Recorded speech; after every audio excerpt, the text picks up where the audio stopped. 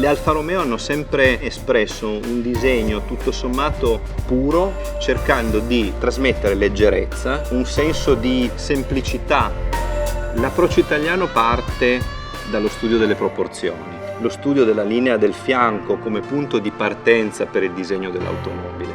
L'essenza di un marchio è dato dalle particolarità molto semplici, come il trilobo. Lo sviluppo del trilobo è un chiaro richiamo a quelli che sono gli elementi fondamentali della storia dell'Alfa Romeo, come dire il biglietto da visita del suo stile.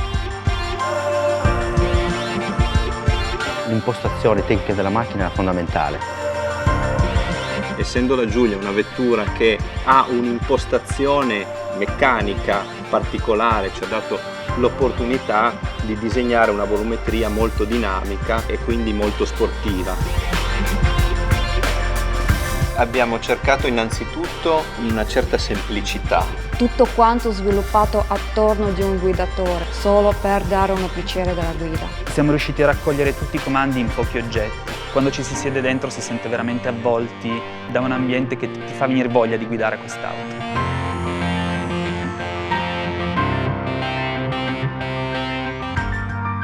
L'Alfa Romeo è tornata come?